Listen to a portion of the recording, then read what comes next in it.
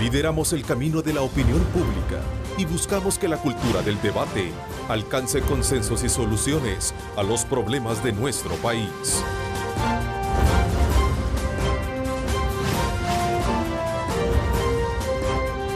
Diálogo con Ernesto López. Lunes 27 de febrero de 2017, bienvenidos a Cadena Megavisión, canales 15, 19 y 21, cubriendo todo el territorio nacional.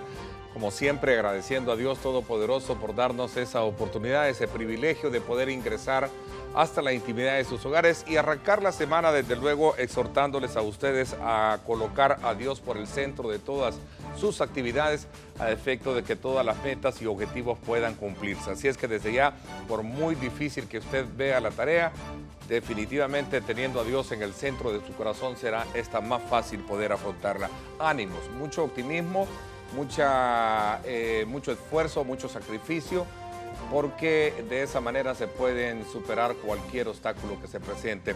Lamentable la situación de Alfredito, el hipopótamo del zoológico, que anoche, por cierto, ya se conoció la noticia que falleció a raíz de esa brutal paliza que recibió de salvadoreños que definitivamente no tienen nombre.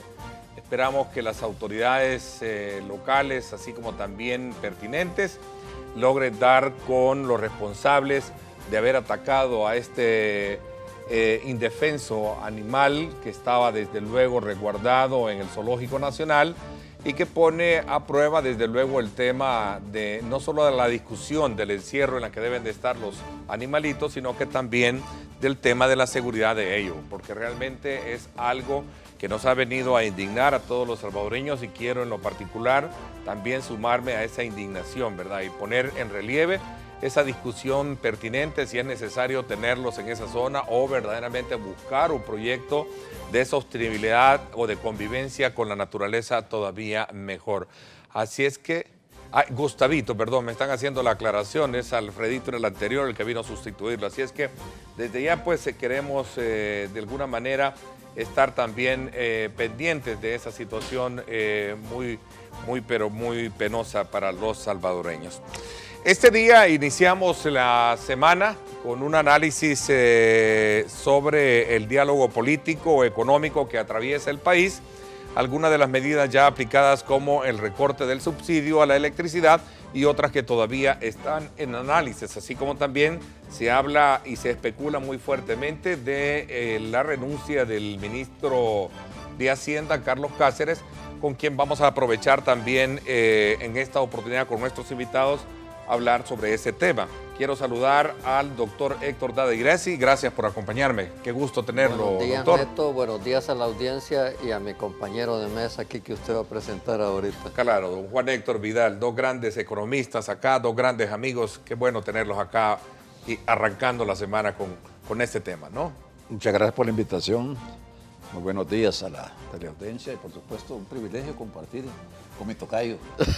Compañeros de lucha, de la lucha buena. Sí, compañeros de lucha de años, ¿verdad? Sí. Examinando la economía, ¿no? Sí. Y decente y honradamente, como siempre Dios nos ha permitido, y ¿verdad? Decente, nuestros valores honrada y estar, transparentemente. Y transparentemente. Qué bueno, yo creo que vamos a tener la oportunidad de poder hablar de aspectos muy importantes como los que presenté.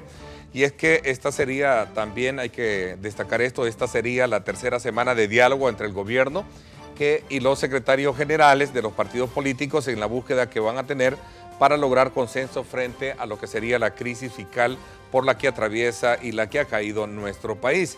Los primeros encuentros obviamente han dejado compromisos entre las partes como una ley de austeridad de parte del Ejecutivo que al mismo tiempo ha comenzado una nueva focalización al subsidio a la electricidad. Se prevé por ahí también que el tema del agua va a ser anunciado recientemente para poder ser aplicado bajo esa misma corriente. Reuniones que también se dan en medio del esfuerzo liderado por Naciones Unidas para un segundo acuerdo de nación que sienta las bases para un mejor futuro, como lo conversamos el pasado viernes precisamente con el embajador Benito Andiona en este mismo lugar, en la que aprovechamos a hacer un análisis sobre la, digamos, como la radiografía de esa situación de diálogo político en nuestro país. Así es que hoy un análisis sobre este y otros temas de país, como la propuesta de reforma al sistema de pensiones hecha por organizaciones ciudadanas la semana pasada, un tema que abordé precisamente el día sábado en el programa En Directo con Ernesto López Radio, que está muy interesante y hay que ponerle mucha atención a los puntos que allí se dijeron. Así es que nos vamos con Lorena Velara para que nos ponga en relieve y en perspectiva de los temas que vamos a dialogar con nuestro panel de hoy. Lorena, quiero saludarte. Adelante. Gracias, Ernesto. Un gusto saludarte a ti y a los panelistas que te acompañan. Como ya lo mencionabas, el diálogo ha continuado y una de las peticiones insistentes del partido Arena es el recorte de gastos.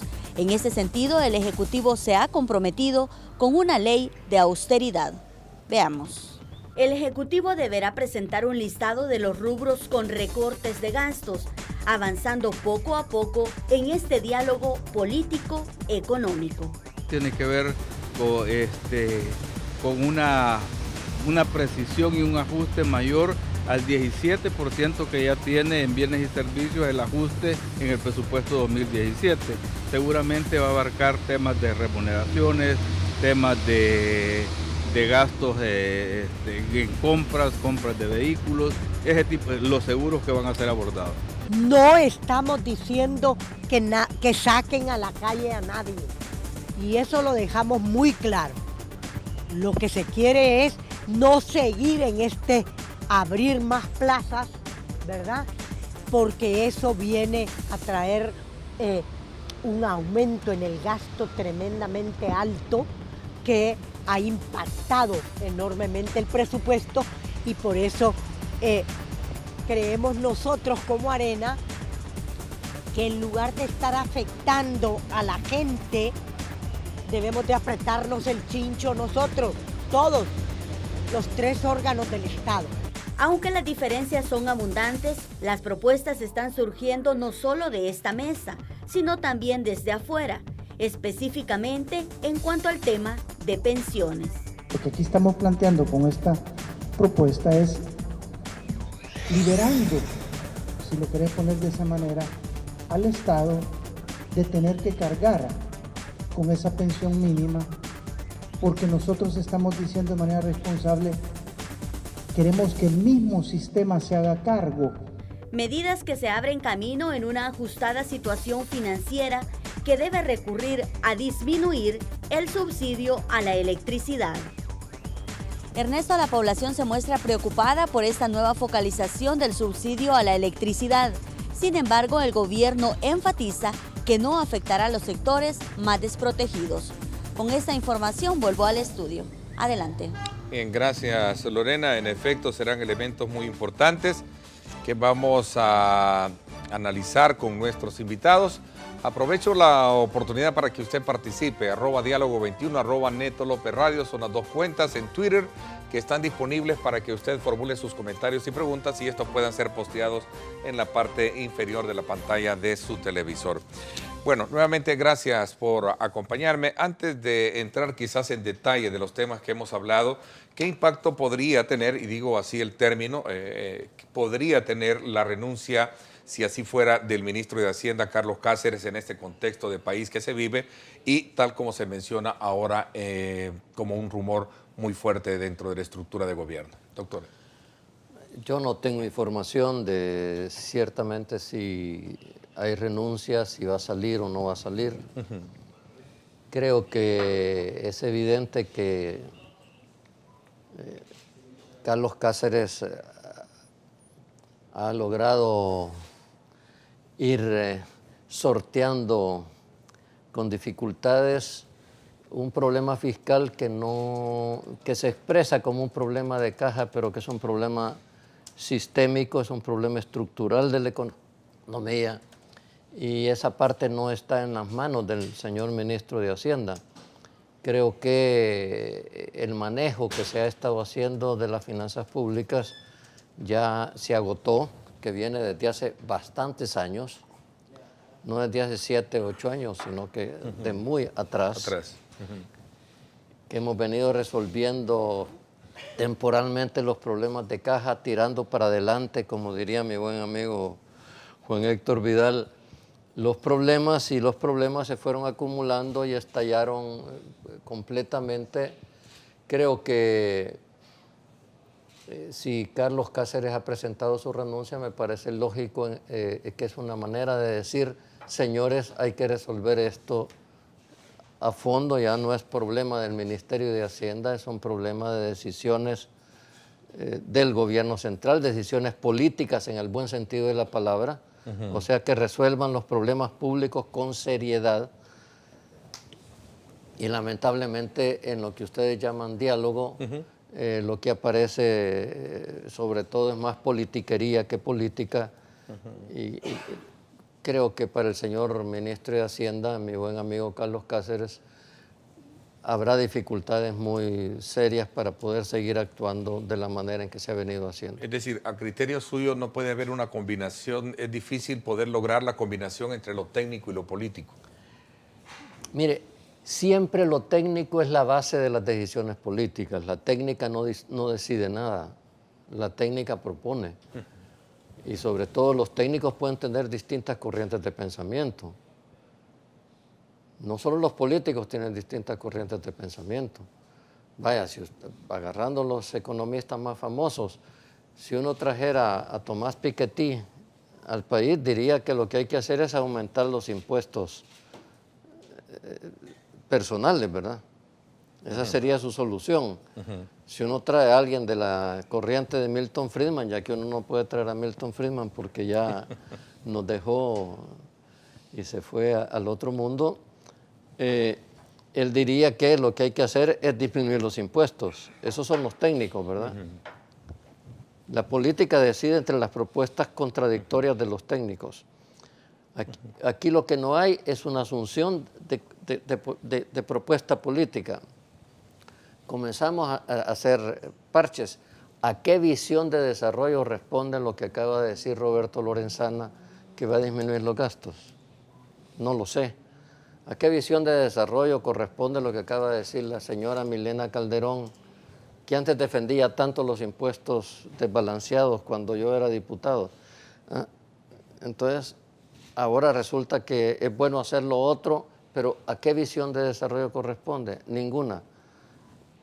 Seguimos resolviendo problemas de caja con soluciones absolutamente temporales, que no digo que son necesarias. O sea, yo suelo poner el ejemplo, si usted tiene una enfermedad seria y tiene dolor de cabeza, tome acetaminofén, por supuesto, para que se le quite el dolor de cabeza. Pero eso no le remedia la enfermedad, le va a volver a dar dolor de cabeza después. Y es lo que estamos haciendo con las finanzas públicas, dándole acetaminofén a un enfermo grave y no resolviendo su enfermedad. Hay que darle el acetaminofén, yo no estoy diciendo que no, pero resolvamos el problema sistémico que tiene la economía y que se viene arrastrando ya 20 años atrás. Y las propuestas técnicas a su criterio, y ya voy con don Juan Héctor Vidal, porque sé que entre ustedes tienen mucho que dialogar esta mañana en esta materia. Simplemente quiero introducir las piezas claves que nos ayuden a poder desarrollar esta extensa y larga discusión del tema. ¿Y estas propuestas técnicas son las más congruentes que se están abordando en esas? ¿Cuáles propuestas técnicas? Yo conozco la propuesta del Fondo Monetario Internacional para resolver el problema de caja. Yo no encuentro que técnicamente se haya hecho una propuesta. También hay una propuesta que entiendo que Cambio Democrático, mi partido, pero yo no soy directivo del partido, le ha hecho al presidente de la República sobre cómo abordar el problema inmediato, no el problema estructural. O sea, propuestas hay algunas, pero el problema es que las fuerzas políticas tienen que poner sobre la mesa cuál es su visión de cómo seguir, no solo tratando de cargar en el otro, y no estoy hablando de una fuerza política, estoy hablando de las fuerzas políticas, no solo ver cómo las culpas caen en el otro, que ese es el esfuerzo que yo estoy viendo en un esfuerzo de solución a los problemas nacionales.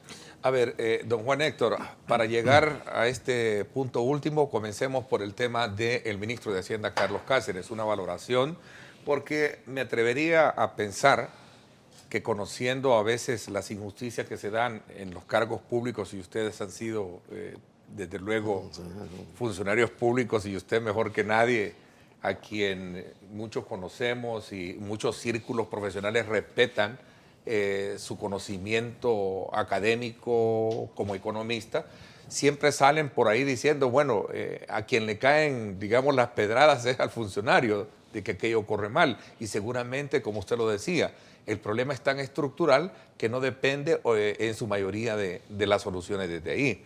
¿Será esta también la misma historia pasando por el ministro de Hacienda, Carlos Cáceres, culparlo a él del problema de Hacienda? Héctor se refirió, y sobre todo hemos insistido bastante nosotros. El problema actual es que se han venido posponiendo decisiones por largo tiempo. Coincido con Héctor que este problema no es nuevo. Prácticamente viene quizás desde la segunda administración de Arena, donde se hizo más visible. Desde el informe del Banco Mundial que tú citas en tu libro del 96, ya les dice que las finanzas públicas van hacia una crisis. Sí. Sí. En el 96. Sí. No me extraña, y a la vez lo lamento, porque no sé si es infidencia, pero el ministro Cáceres tuvo un grupo con alguna frecuencia para tratar de que le ayudáramos a ver cómo salía del entrampamiento fiscal, lo que le llaman los amigos, ¿verdad? Los amigos, aquellos que no tienen ningún sesgo partidario. Aunque algunos estaban en partidos, pero nosotros íbamos, en la condición de salvadoreños y de amigos, comprometidos más que todo por el país. Hay otro punto, ¿verdad?, que el ministro en varias veces lo ningunearon, como dicen, lo ningunearon públicamente, especialmente con el tema de las pensiones. Yo recuerdo que el secretario técnico de la presidencia, no, ese no es problema del ministro, eso yo lo voy a manejar. Bueno, son decisiones cuasi políticas, ¿verdad? Son cuasi políticas. Y lo otro importante es que si alguien sabe ahora de finanzas públicas es Carlos. Un ministro de Hacienda puede no haber pasado por esa cartera, pero debe conocer de finanzas públicas. Y él conoce, y el Carlos ministro Carlos Cáceres conoce el criterio. Además es un hombre cuya personalidad no causa rechazo, uno está siempre dispuesto a ayudarlo. Sí. Y lo que ve uno, la mayor parte del sector público, gente prepotente, malcriada.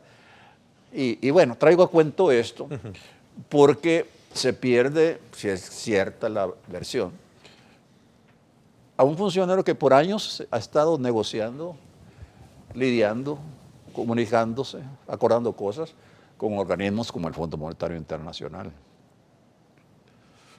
Pero Carlos, y aquí voy a coincidir también con Héctor, equivocadamente le echan toda la culpa al ministro.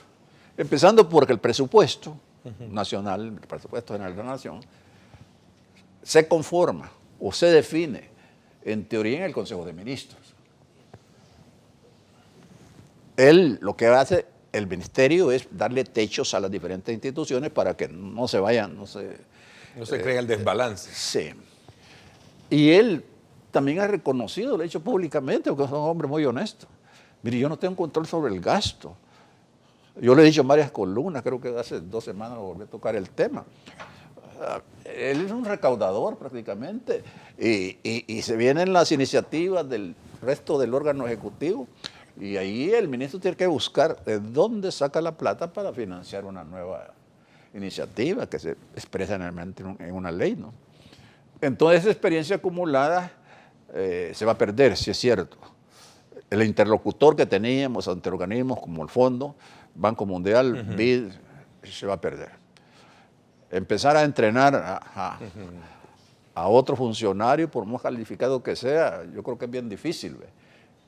Empezando porque las decisiones no se toman en Hacienda, se toman en los corrillos de Casa Presidencial o del mismo Congreso.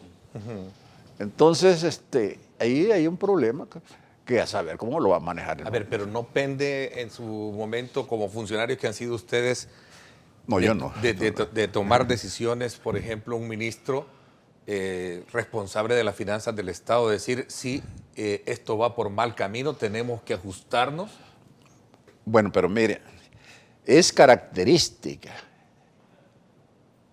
de los regímenes tirados a la izquierda o populistas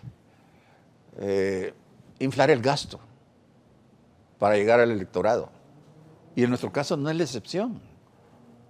No es la excepción, el gasto se ha disparado y esto lo venimos diciendo nosotros desde hace años. Y en las dos últimas administraciones, Sí. no en las anteriores, no pasa por el mismo, digamos, tratamiento.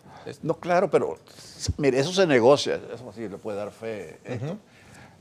Seguramente en la reunión del gabinete, ¿verdad? Van todos los ministros, ¿verdad? Ahí en teoría ahí se define el presupuesto, pero después quizás en reuniones a 10 horas de la noche, como diría mi abuelita, Se hacen los... en lugares extraños, ahí Se hacen las componentes en el buen sentido de la palabra de los ajustes. Mire, ¿no? yo le voy a decir una cosa, tampoco es una cosa privativa de El Salvador. Yo tuve una especialidad cuando estudié mi posgrado en Estados Unidos y me hice un minor, como diría, una especialización en presupuesto, cuando estaba de moda el presupuesto por programas. Entonces yo estudié toneladas de libros y una de las cosas que se me quedó grabada es de que, bueno, así dicen ellos también, las decisiones toman en los pasillos del Congreso. Lo veo muy ansioso de querer opinar sobre, sobre este punto. No, estoy oyendo a Juan Héctor y me estoy recordando la experiencia y la equivocación que hay sobre la función de un ministro. De un ministro, sí. Por ejemplo, yo era ministro de Economía, pero yo no definía la política económica del país.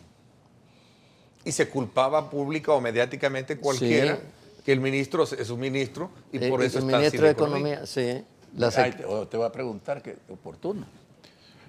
Vea cómo son las cosas que tienen que ver con la política. Tú me podrás decir, negar o afirmar lo que te voy a decir. Dice que avanzan las negociaciones con Bolivia para un intercambio.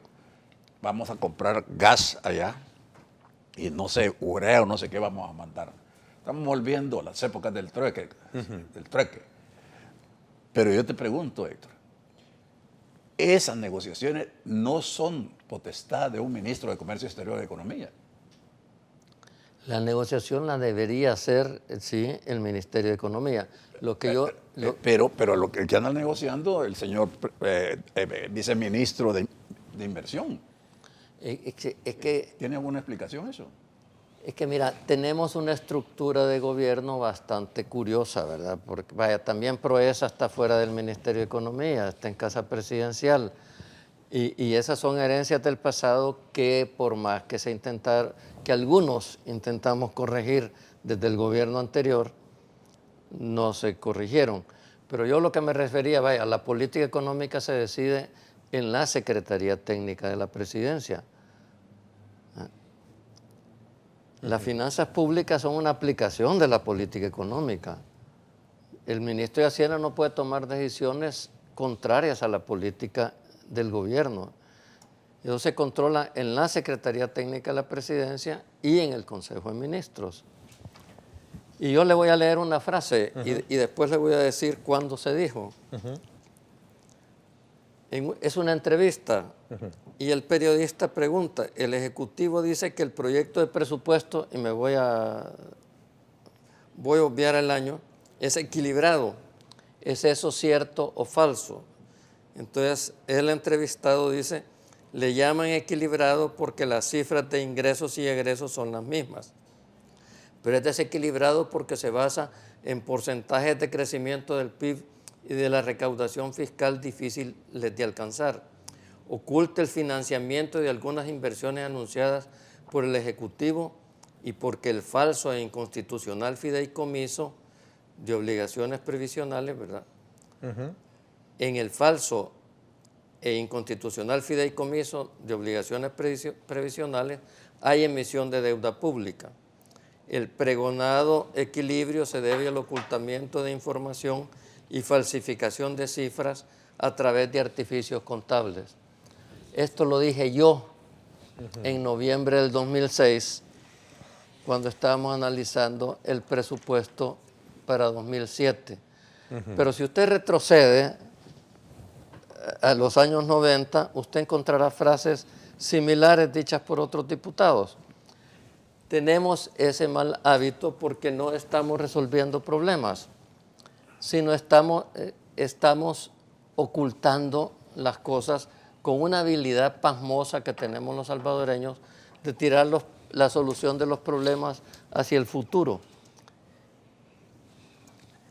El fideicomiso de obligaciones previsionales viene porque el gobierno no podía pagar pensiones y entonces se inventaron una forma de ocultar la deuda que significaban las pensiones. Todavía sigue funcionando. Lamentablemente el gran pecado de los dos gobiernos del FMLN, y en el primero participé yo, o sea, soy parte de la culpa, es no haber podido enfrentar el problema sistémico que tiene el país. Esa decisión, que esa es una decisión política en el buen sentido de la palabra, yo uso la palabra política en el sentido real de la palabra, no en el sentido peyorativo que se le da. Como dice Federico Hernández, el gerente de la Cámara de Comercio, en este país hay que hacer más política y menos politiquería. Entonces, creo que la decisión política de cambiar las causas estructurales, que están señaladas en múltiples documentos, y aquí ando varios. Por ejemplo, el año 2003 dijo Fusades que era inevitable llegar a una crisis fiscal porque las políticas existentes conducían a una crisis fiscal. Y las políticas siguen básicamente las mismas. Entonces, lo maravilloso es que todavía la crisis nos estalló en 2016 y no antes. Todo el mundo juraba que la crisis iba a estallar mucho antes. Pero como somos tan hábiles para ir posponiendo la solución de los problemas, ahí vamos. Hasta que la piedra nos da en la cara y entonces nos damos cuenta que hay que cambiar las cosas. A ver, en estos primeros minutos y haciendo la valoración muy en particular del ministro de Hacienda, quien he invitado, por cierto, esta semana para que me acompañe, no pretendo de alguna manera juzgar por mal el trabajo que como responsable del manejo de los fondos del Estado tiene, sino más bien entender un poco el rol que ha venido desempeñando y actualmente en esta crisis fiscal que tiene el país. Porque entendería yo que si llegamos a esta situación, como funcionario debió, desde un principio, advertir de los problemas en los que estábamos yendo como país. Yo quisiera que habláramos de bajo esta óptica o este planteamiento. Nos vamos a la pausa y regresamos desde luego con ese análisis y entrando un poco ya de lleno a esas mesas que a criterio de ustedes son más politiqueras que técnicas para resolver el problema. Vamos a la pausa. Gracias por estar con nosotros a esta hora. Hay gente que puede pagar su subsidio, pero hay mucha que no. Entonces, realmente el beneficio del subsidio es grande y ciertamente el gobierno lo ha estado dando, pero el recortarlo sería dificultoso para las familias que lo reciben. Hay muchas personas que realmente no lo necesitan por X o Y razón, porque tienen, o sea, disponibilidad de dinero o dueños de ranchos de playa o algo por el estilo. Pero sí, a veces yo soy una persona ya pensionada, ya con más de 60 años y sí, realmente me va a afectar. Hay personas que ya tienen su presupuesto para el mes o para la semana y luego ya si le quitan esa ayuda, pues ya sería un impacto en el bolsillo de todo, digamos.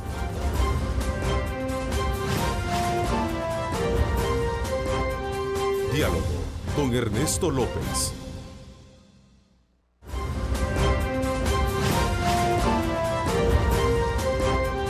Diálogo con Ernesto López.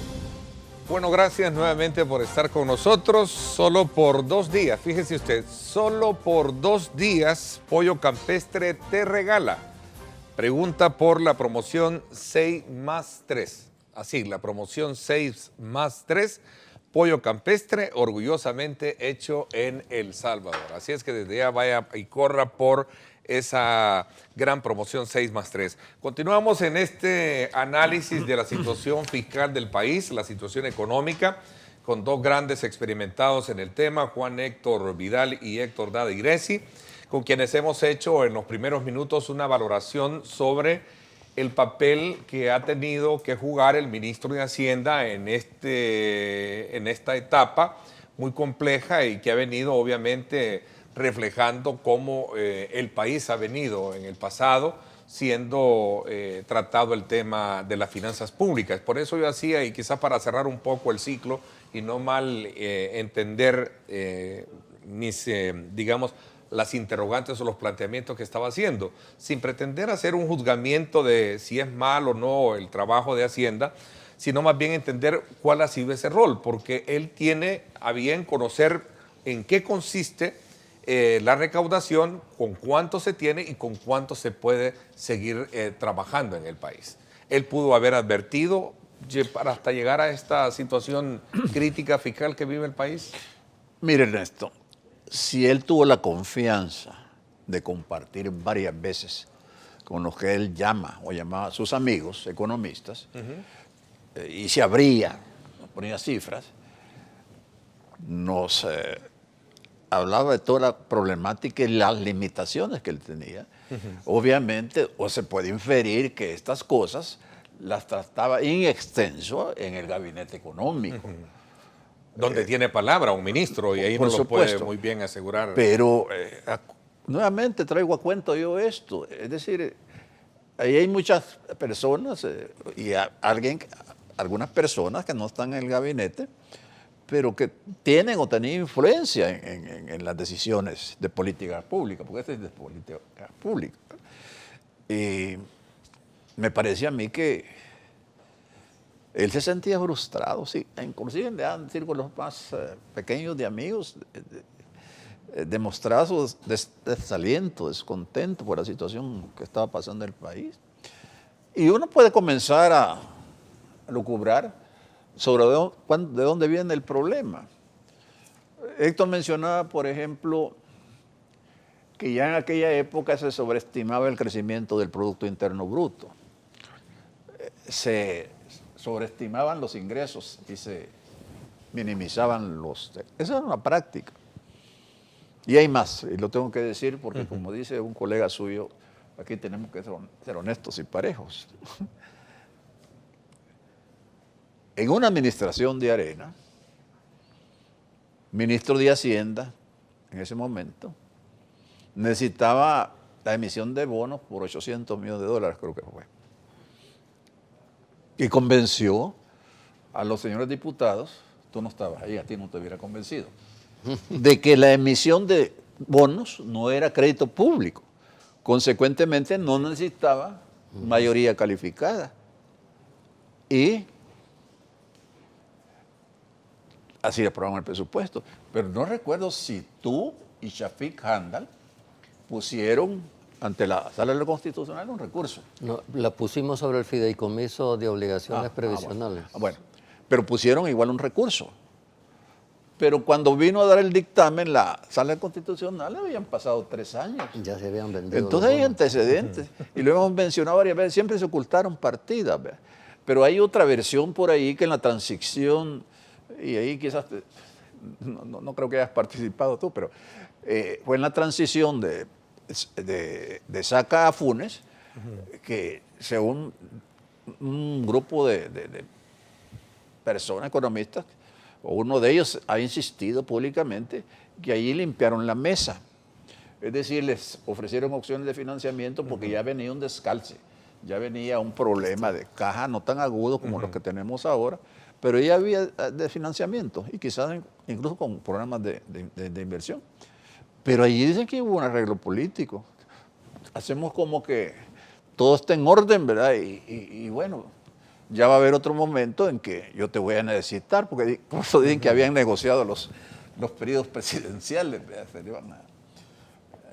Terminaba uno, no se hacía nada en contra de lo que estaba pasando, pero en el siguiente elección se apoyaba en el otro. Bueno, pero esas cosas que uno no puede garantizar o asegurar.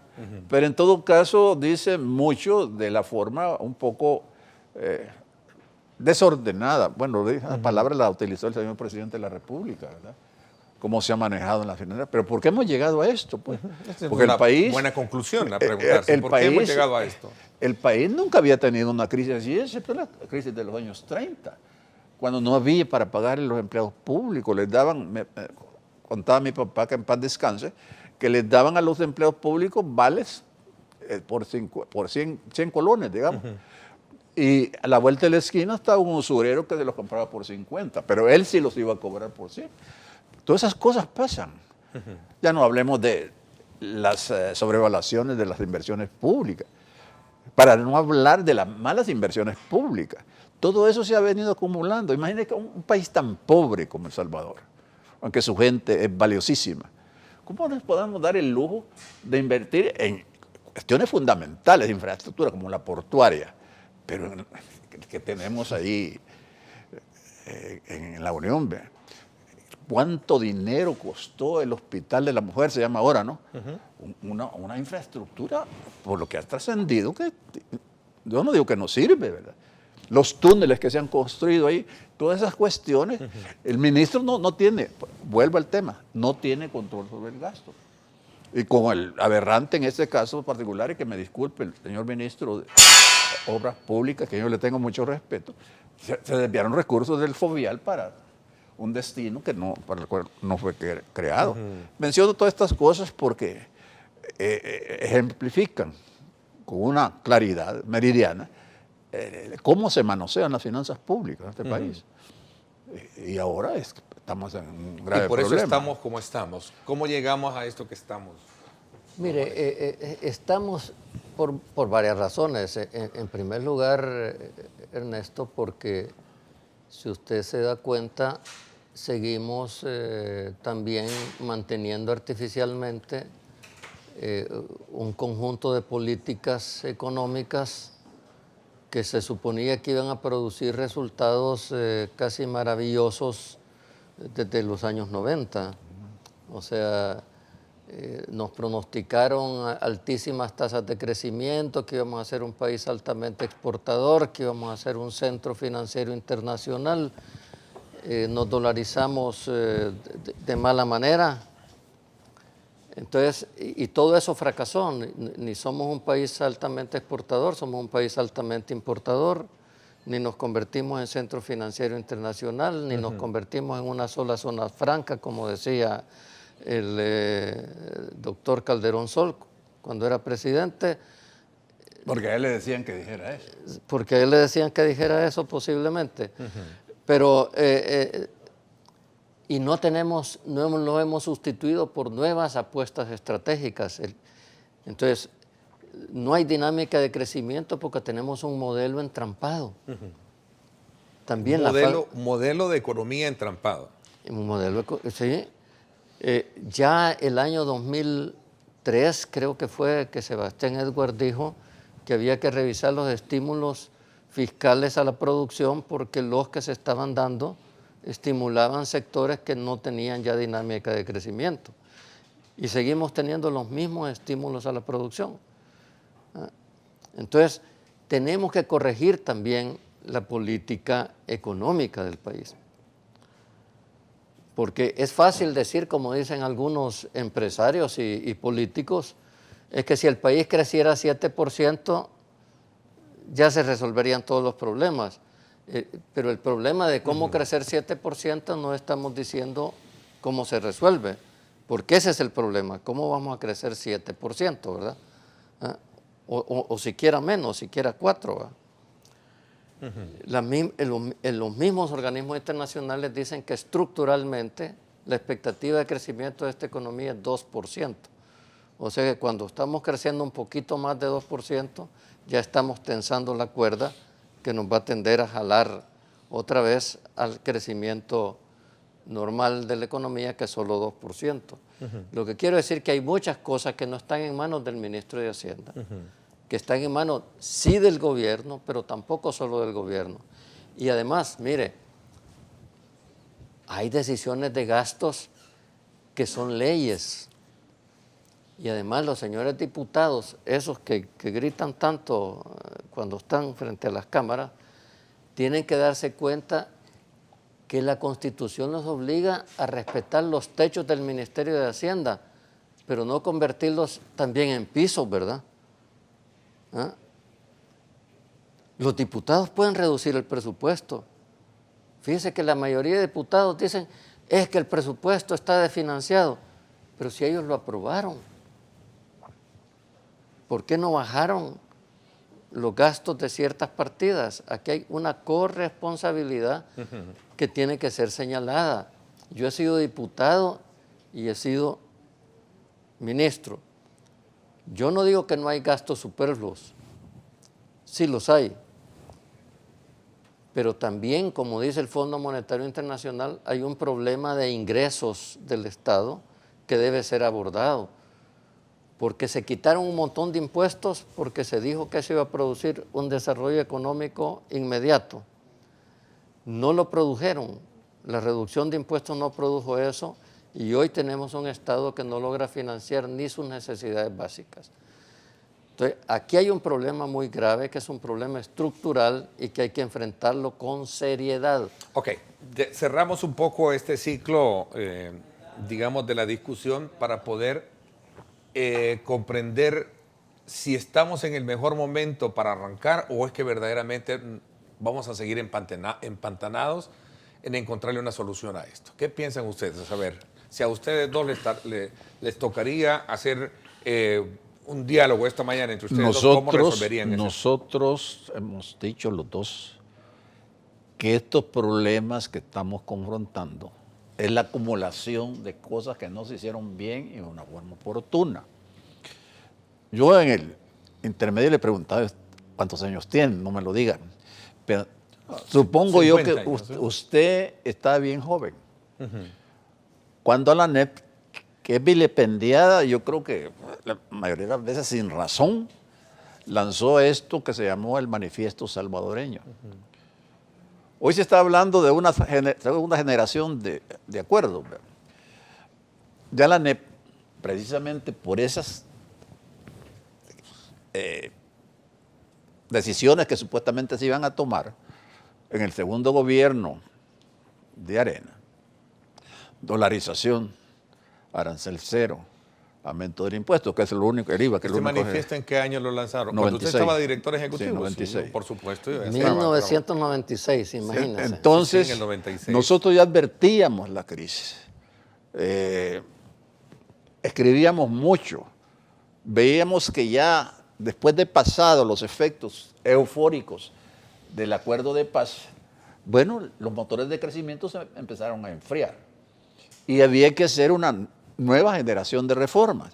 Y nosotros ya en ese momento no solo planteamos la crisis en ciernes, porque no es cierto que estas tasas de crecimiento bajas vienen de Tonisaca, vienen desde el segundo gobierno de Arena, después del quiebre que se dio en el 96. Precisamente es una reacción psicológica, yo le he llamado varias veces, de los empresarios, donde uno no sabía qué quería hacer el gobierno. Pues. Vamos a arancel cero, renunciando a todos los compromisos que teníamos con Centroamérica. ¿Cómo es eso una gran zona franca, estilo Hong Kong, no sé cómo es la cosa? Pero eran aberraciones. Entonces la gente dijo, y ahí creo que está el quiebre, nos volvimos de una economía potencialmente productiva a una totalmente de servicio, una terciarización, que ciertamente es, conforme las economías se modernizan, van pasando a otras etapas. Pero nosotros lo hicimos de manera muy prematura.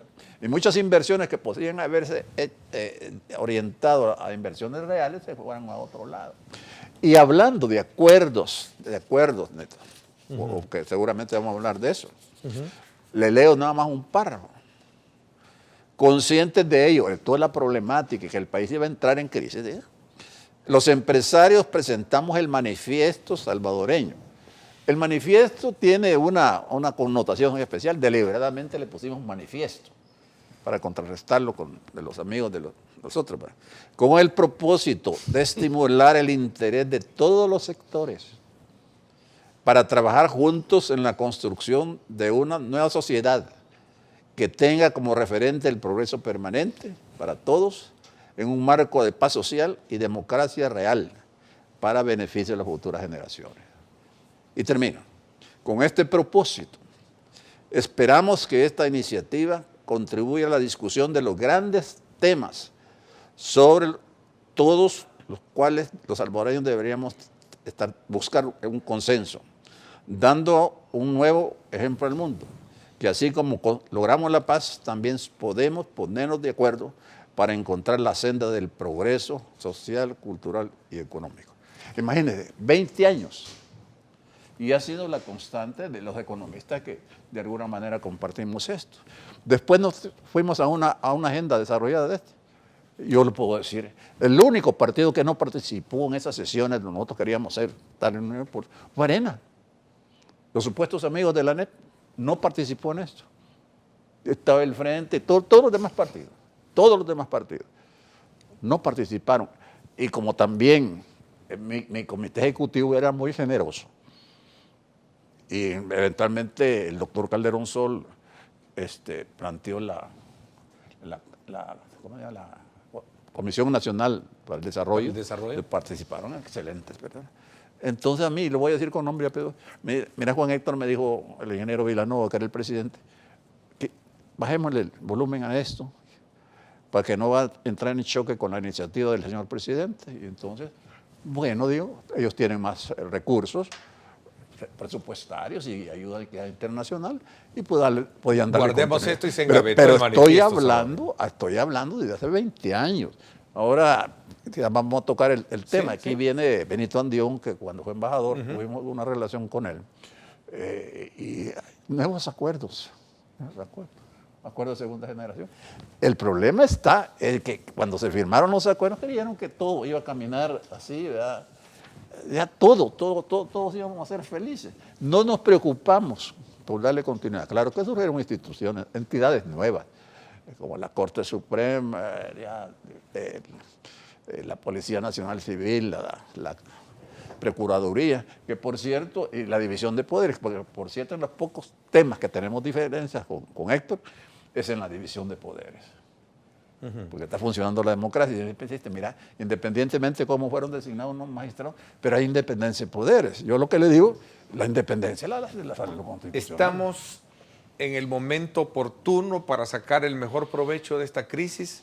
¿O verdaderamente ustedes, a ojo de buenos economistas, de buenos estudiosos de la materia política, estamos con más de lo mismo? No, Ernesto, yo diría que estamos en la necesidad absoluta de encontrar respuestas a la crisis. No podemos estar en una disquisición de si es el momento oportuno o no. ¿Pero las encuentra en la actual fotografía que tiene el país? Políticamente no estamos en un buen momento. O sea, el paciente está muy grave, que es la economía nacional, ¿verdad? Y no solo la economía nacional, la sociedad salvadoreña, porque si a lo económico le ligamos otros problemas, estamos en una grave crisis. Hay que enfrentarlo y sobre todo, algo que nunca se pone sobre la mesa, esta economía está dolarizada. La situación que tenemos pone en peligro la estabilidad de la dolarización si no la remediamos. Y eso sí sería una cosa sumamente grave. O sea, ya no sigamos con disquisiciones si es el momento oportuno o no. Y que los dirigentes políticos de todos los colores tengan la responsabilidad de sentarse, con franqueza pongan sus visiones sobre la mesa, que ojalá las hayan construido con responsabilidad, y a partir de eso negociar. Se negocia entre distintos, no se negocia entre iguales. Pero para negociar hay que poner sobre la mesa lo que uno piensa. Y yo le decía, eso de que esto va a tener solución técnica y que evitemos la discusión política es paja, porque los economistas de las distintas escuelas de economía le vamos a dar propuestas diferentes. En la negociación es que hay que encontrar una respuesta. Y si no, los que le dan seguimiento al problema de Grecia verán, ¿verdad? Hay unos que dicen que hay que seguir aumentando la austeridad y otros que dicen que la austeridad está destruyendo a Grecia. La Comisión Europea acaba de decir, sí, aplicamos demasiada austeridad, ¿verdad? Sí. Entonces... O sea, no es tan buena per se, o sea, No. Aquí estamos hablando de austeridad a secas. La austeridad debe ser movida. La austeridad, sí, en el sentido de que no hay que tener gastos superfluos. Pero cuidado que aquí es difícil reducir el presupuesto porque hay un montón de necesidades no cubiertas. Y los mismos que dicen que hay que bajar el presupuesto están diciendo que hay gastos que hay que incluir en el presupuesto. Entonces, nos tenemos que preocupar que el presupuesto tenga ingresos. ¿Cómo? El fondo ha hecho propuestas de impuestos más que de reducción de gastos. El fondo dice una frase: hay que garantizarse que el Estado tenga los recursos para cumplir sus obligaciones. Y después pasa a proponer impuestos, de los cuales casi siempre en estos sets solo hablan del IVA. Pero el fondo dice impuesto a la propiedad, impuesto a la plusvalía, impuesto a las altas rentas personales y no a las rentas de las empresas. Eso propone el fondo. Yo no lo estoy proponiendo yo, no. Estoy diciendo, eso propone el fondo. Eso hay que ponerlo sobre la mesa. Esa es una propuesta técnica. O sea, no se puede ignorar, independientemente de la postura que se encuentre, de que hay medidas que deben de tocarse y aprobarse. Y además las medidas van a doler. Yo acabo de escuchar a los señores ahí, es que si me quitan el subsidio, y tiene razón, ¿verdad? Se va a desbalancear mi presupuesto. Pero si no se racionalizan los subsidios, después no le van a poder dar ni un centavo de subsidio. Fíjese que este es otro tema que tiene que ver con la industria de la aseguranza. Por ejemplo, aquí este día uno de nuestros matutinos coloca el tema donde se habla del gran gasto que se tiene como Estado, en los 3 órganos del Estado, de las cantidades millonarias que se tienen en seguro. 141 millones, parece que sí. O sea, ¿cuánto representa eso anualmente para el Estado? ¿Y cuánto de ese valor total se puede ocupar para poder ser focalizados o bien focalizados? Pero miren, Neto, esos son los problemas que no los visualizan los que asignan arbitrariamente los recursos. No es una historia nueva, esto viene de hace mucho tiempo atrás. Mire, hay dos tampoco estoy diciendo que se los quiten. Lo que estamos hablando es de acciones concretas que duelen. Por ejemplo, ya un líder ahí del órgano judicial, el mismo que amenazó con sacar del pelo a los 4 magistrados, dice que aquí no se van a reducir los subsidios ni las transferencias. No se van a reducir. Imagínense, yo por eso no le doy ni el beneficio de la duda. Las pruebas me remito a ver si es cierto que entran en ese proceso de austeridad. Y es que hay como una actitud contestataria, pero tremenda. Sí. Miren, hay una iniciativa para la reestructuración del sistema previsional. Yo siempre les decía, bueno, critican lo que está planteando el gobierno, pero el resto, los que tienen que opinar, no opinan. Pero la semana pasada se presentó una propuesta. ¿Qué es lo que hizo? Que hizo un diputado. Nosotros queremos que se beneficie a los trabajadores, pero también que salga algo para el Estado. ¿Y cuándo? ¿Por qué? Los pensionados tienen que estar ayudando al Estado a financiar sus déficits. Otra señora diputada dijo, no, eso no me parece, y quizás ni lo había ojeado, quizás no había ni ojeado el documento. Entonces ahí, como dice también mi amigo Dagoberto, nuestro amigo Dagoberto, y en la oposición no hay cabeza política tampoco para enfrentar esas cosas que se dan muy a menudo y que nos mantienen empantanados, ¿ve? Pero que hay que encontrarle solución, hay que encontrarla como de lugar, su riesgo de caer en un abismo como el de Grecia, pues mismo Puerto Rico. Pero mire, le pongo como ejemplo un gobierno populista como el de los Kirchner. Yo comulgo con las ideas democráticas, de verdad. Y yo me alegré cuando llegó el presidente Macri, pero anticipé que iba a tener problemas por los grandes desequilibrios y cómo dejó la señora Kirchner a ese gran país. Hoy, después de que todos comamos y platillos y aplaudieron, ¿verdad? Hoy los ajustes que ha tenido que hacer el señor Macri en la energía eléctrica, 400% en el agua. ¿Cómo toleramos nosotros eso? Sí, o sea, pero nadie quiere correr riesgo. Así es, ya estamos y sobre todo están las puertas de cara un proceso a las electoral elecciones. y después viene una presidencial. El señor representante del secretario general dice, olvídense de las elecciones. ¿Cómo van a olvidar? No encuentro. Sí. Y curiosamente en Grecia fue la derecha la que y es la izquierda la que está la que está ajustando. Bueno, interesante porque ahora nos vamos a conocer otros aspectos puntuales, el tema del subsidio, esta iniciativa ciudadana de organizaciones que han elaborado un documento que busca darle, digamos, una ruta más viable de sostenibilidad y sustentabilidad al tema de las pensiones. Me gustaría conocer la opinión. El secretario técnico de la presidencia, Roberto Lorenzana, al respecto dice de que sería un gravísimo error si esta iniciativa es colocada en la Asamblea Legislativa y se aprueba. Me gustaría entenderlo por qué. No sé si ustedes conocen algunas esencias. Por cierto, en el programa de radio el sábado, este servidor compartió el tema con Luz María de Portillo, Serpa de Portillo, ex BCR, hoy Fusades, y también Luis Mempreño. Hablamos sobre ese tema y me pareció bien interesante las cosas nuevas o novedosas que se encuentran dentro de lo que sería la propuesta. Pero ese es otro de los puntos medulares que también está en la discusión. Así es que vamos a sumar eso al debate político que obviamente existe para ver esa valoración de ustedes.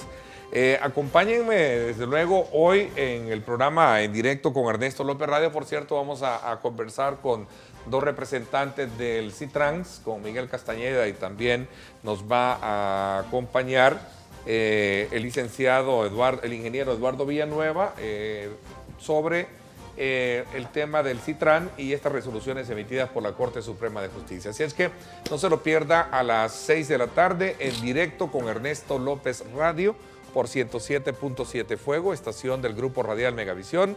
Astrid Ábalos y este servidor estarán conversando sobre este interesante tema. No se lo pierda, vamos a la pausa y regresamos.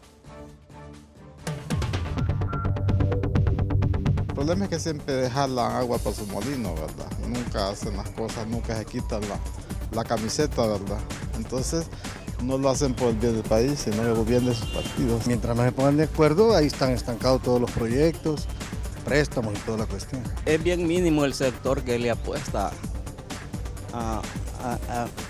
a eso, que espera algo de los partidos políticos. Yo veo que casi siempre de afuera del país tienen que venir a decirnos lo que hay que hacer.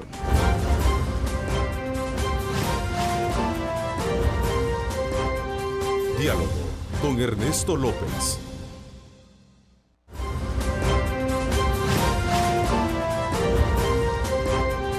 Diálogo con Ernesto López. Somos una cooperativa con más de 50 años de experiencia. Coop 1 es solidez.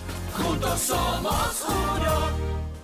Bueno, gracias nuevamente por estar con nosotros. Antes de continuar con esta otra etapa del análisis sobre la estructura en la que se está manejando el tema fiscal en el país, quiero recordarles y decirles que soliciten en Coop 1 su crédito para consolidación de deuda con una tasa de interés baja y una cuota a su medida. Recuerde visitar Coop 1 y solicitar su crédito para consolidar su deuda con una tasa de interés baja y una cuota a su medida. A ver, este tema de las pensiones sigue siendo una gran piedra en el zapato, ¿no? Porque hay que resolver ese problema. Resulta que viene una iniciativa ciudadana y hace una propuesta que se supone lleva el consenso de todos los sectores, a excepción del gobierno, para poder de alguna manera ser presentada en la Asamblea Legislativa. Por un lado, tenemos a una posición como la del secretario técnico que dice lo siguiente: vamos a profundizar en la propuesta que presentó el sector privado, pero a nosotros lo que nos interesa es el ángulo fiscal. Ahí está el tema, ¿no? Es el ángulo fiscal. Por otro lado, tenemos desde luego la posición del presidente de FUSADE, que fue el que encabezó la presentación de esto, Miguel Ángel Simán, y decía, si hay voluntad del gobierno, estamos seguros de que van a apreciar la oportunidad que le hemos puesto sobre la mesa con esta propuesta.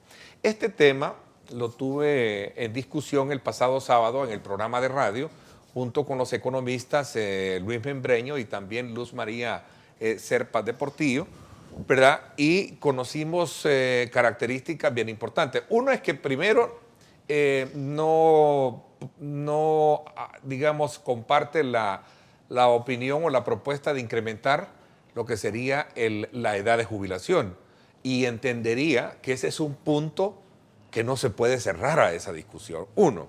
Y lo otro es que se estudia hacer modificaciones en el grado de cobro de la cuota de comisión que tienen las administradoras, y que esta al final, cuando la persona concluye su periodo de recibir su pensión de los ahorros, para poder equilibrar un poco la pensión mínima, esta entraría en juego. O sea, esa es una de las cosas novedosas que está dando. Así técnicamente, tal vez no bien explicada, pero es eso lo que podría entender de la propuesta. Ustedes, como estudiosos de esas fórmulas, ¿qué piensan? Mire, yo no la he estudiado a fondo, tengo que ser honesto. Pero a mí me parece que más allá de los problemas de caja que confronta el gobierno y el riesgo latente de que entremos en un impago, el problema de bulto, el tropezo más grande, la retranca, es el sistema provisional. Y el Fondo Monetario, que ha mencionado Héctor, usted mencionó ese aumento que se ha hecho en las cotizaciones, pero incluye otras reformas paramétricas, como le llaman los expertos. Hay otras, sí. O sea, el aumento de la edad y de la cotización, de la edad y el tiempo de retiro. En los países europeos, creo que Alemania tiene 70 años para que usted pueda retirar. De límite. Y en otros países están homologadas, no sé, el mismo, 65 años para hombres y mujeres. Es que no le cuadran los flujos futuros con edades, más ahora de que la gente se ha vuelto longeva. Yo voy a cumplir 80 años, bueno, pero ahí es donde vienen los problemas, que los sistemas de reparto no consideraron las variables demográficas que se iban a alterar con los avances en la medicina. Aquí, cuando se hizo el sistema de pensiones privado, se puso una tasa, esperanza de vida de 72. De 72 años, 70 años, 72 años. Entonces, a nosotros, cuando tenía activa yo mi empresita de consultoría, le demostramos a los tomadores de decisiones que eso había que cambiarlo, porque ya la gente promedio en El Salvador, la que nos comportamos bien, ¿verdad? Superamos. Los que se cuidan bien, ¿verdad? Entonces, y comen bien. El Fondo Monetario y una persona que vino después del Banco Mundial reiteró esas necesidades. Y hay que insistir en esa posición del Fondo Monetario, les guste o no les guste, porque la única forma de salir de ese atolladero y tener recursos frescos es acudiendo a esa línea, a la línea del Fondo Monetario. Y claro, ahí se somete a una cierta disciplina el país. No es obligatoria, así que ya se invalidó un acuerdo precautorio, como le llamamos, stand-by. Pero el problema es de que si no pasa por la ventanilla del Fondo Monetario, no pasa por la del BID, mucho menos por la del Banco Mundial. En todos esos préstamos que se los pueden dar en términos concesionales, como dijo un representante del Banco Mundial, pues ahí están los recursos, ustedes se disciplinan fiscalmente, llegan a acuerdos. Pero el problema es que si no nos sometemos, digamos, a las recomendaciones del fondo, no van a haber recursos para proyectos de desarrollo, que ya también necesitamos plata nueva, ¿no? Bueno, y no tan cara, tan cara como los bonos, que fueron casi. Pero con la calificación de riesgo que tenemos, claro, no puede conseguir no puede obtener mayor tasa. No, por eso está la salida del Fondo Monetario y el consiguiente respaldo del otro organismo. A ver, veamos. Crear una reserva de pensión vitalicia son parte de las características de esta reforma. Propone, dice, subir el porcentaje de cotización al 15% para que un 5% de esa cantidad forme una reserva que financie las pensiones cuando el saldo de su cuenta se acabe. Dice, las AFP reducirán su comisión neta de administración de 1.26 a 1.06 para garantizar una mejor pensión al ciudadano. Equiparar todos los privilegios sería otra de las reestructuraciones también que contempla. Ahí está un punto que a mí en lo particular me suena... Mire, Neto. Sí. Yo sí creo que la primera parte de la frase del secretario técnico tenía razón, de que hay que profundizar en el análisis. Yo lamento las reacciones viscerales a favor y en contra que no resuelven nada. Esto hay que verlo con detenimiento. Creo que eso es una responsabilidad. Y hay que tener cuidado con decir que a mí lo que me interesa son los problemas fiscales. Al secretario técnico le tiene que interesar también que la gente tenga garantizada una pensión digna. Esa es responsabilidad del gobierno también, porque lo que se va a dar es una ley, es una decisión política del Estado. Toda ley es una decisión política, ¿verdad? Como dicen el derecho, es una decisión política codificada, ¿verdad? Entonces, también decir que hay que analizar las pensiones fuera de las finanzas públicas nos lleva a otro pensamiento. Nos estamos aproximando a que el 45% de los ahorros están en el fideicomiso de obligaciones previsionales, que tiene problemas legales muy serios el fideicomiso. Pero hay un porcentaje alto, que no me acuerdo, anda entre el 30 y el 40% de esos ahorros que están en obligaciones del Estado, ¿verdad? En bonos del Estado, que no son certificados del fideicomiso, sino bonos públicos del Estado que los compra. Entonces, tenemos un porcentaje de esos llamados ahorros, para mí son depósitos, no ahorros, porque usted no puede disponer de ellos. Esos depósitos que se tienen en las cuentas de las AFP, que usted va a poder disponer de ellos siempre y cuando el Estado tenga dinero para poder pagar sus deudas. O sea, si el Estado cae en impago, el primer afectado van a ser las pensiones, ¿verdad? Pero además hay que darse cuenta que el 60% del déficit fiscal que tuvimos el año pasado es debido a las pensiones. Entonces, usted no puede desligar las dos cosas, hay que analizarlas juntas. Las reformas paramétricas son indispensables. Es más, hay que decirle a la gente las cosas claras y la gente va a entender. Si usted se jubila a los 60 años, hombre, usted tiene una expectativa de vida, centrémosla en 80 años, es un poquito más, ¿verdad? Pero sus ahorros no le van a servir ni para 10 años, los depósitos o los ahorros, como quiera llamarlo. Y después se va a quedar solo con la pensión mínima. Las mujeres que tienen más expectativa de vida que los hombres y se jubilan antes. 55. Una mujer a los 65 años ya no va a tener pensión a partir de sus depósitos, va a tener pensión mínima el resto de su vida.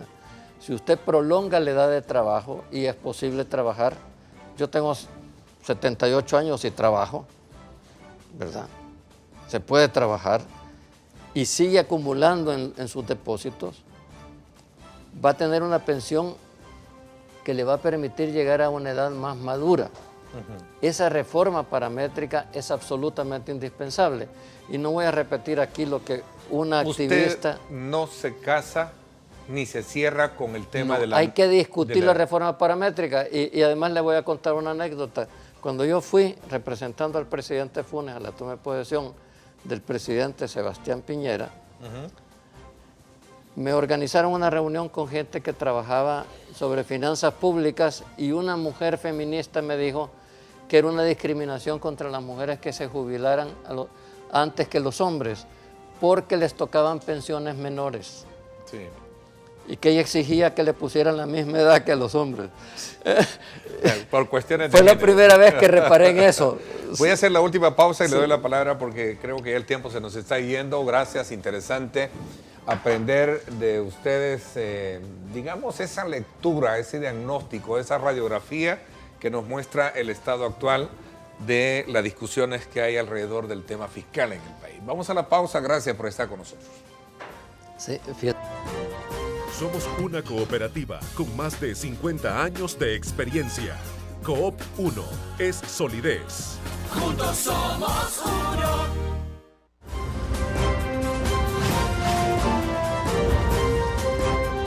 Diálogo con Ernesto López.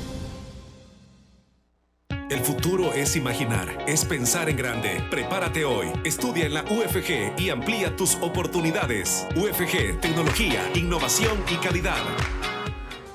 Bueno, gracias nuevamente. Mucho interés ha despertado este tema de la propuesta y sobre todo de la postura que ustedes han asumido y han comentado en primera instancia, la que decía el doctor Héctor Dada. Es decir, no se puede cerrar el techo de jubilación a 60 años entonces.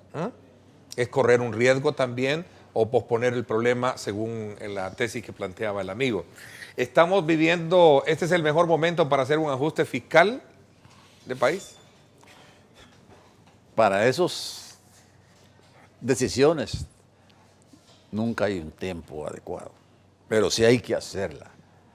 No solo ajuste fiscal, desafortunadamente no tenemos otras políticas donde podamos hacer ajustes, como ponerse el sistema monetario. Todo el peso va a caer en el plano fiscal y eso es lo que puede hacer más oneroso, más costoso, especialmente para los sectores más vulnerables. Mire, yo viví el primer programa de ajuste en América Latina, se hizo en Costa Rica en 1982 bajo la presidencia de Luis Alberto Monge. Eso fue terrible. Una sociedad que tenía una clase media, y esa es la base también de la democracia en cualquier país, pero sufrió las consecuencias de ese ajuste por haber ido posponiendo decisiones y por entrar precisamente en un gasto fiscal excesivo, con unos déficits que los nuestros son pequeños. Sí.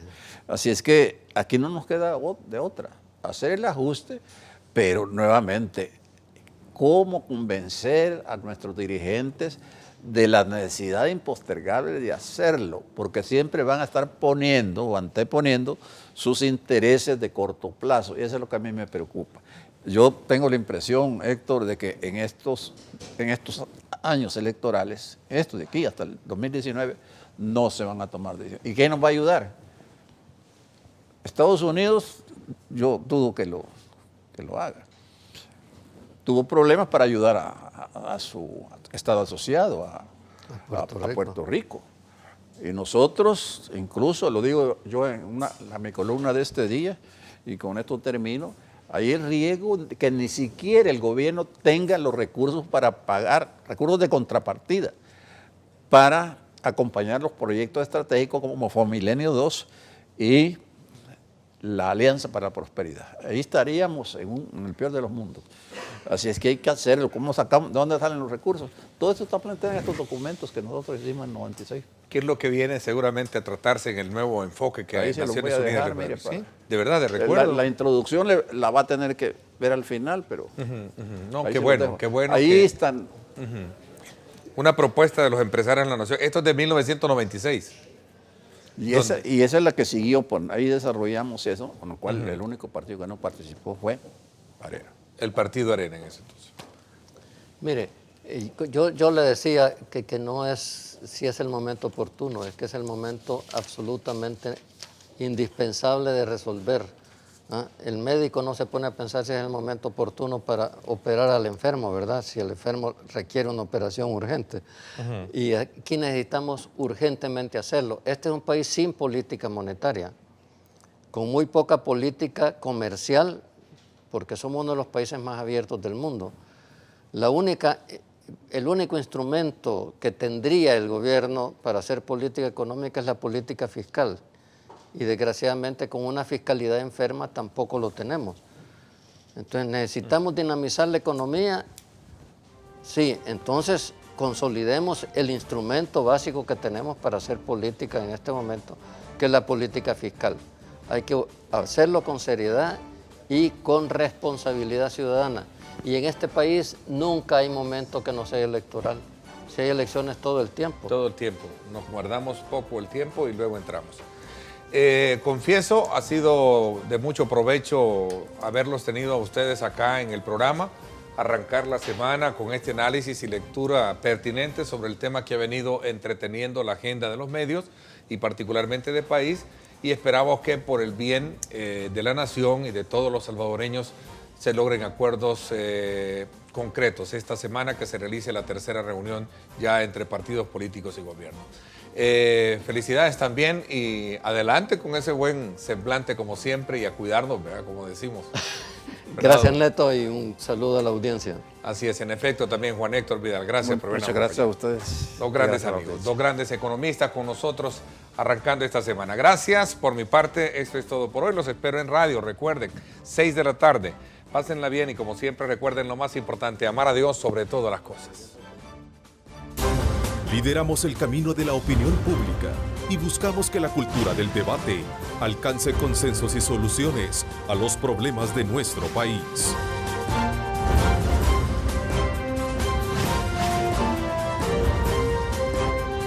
Diálogo con Ernesto López.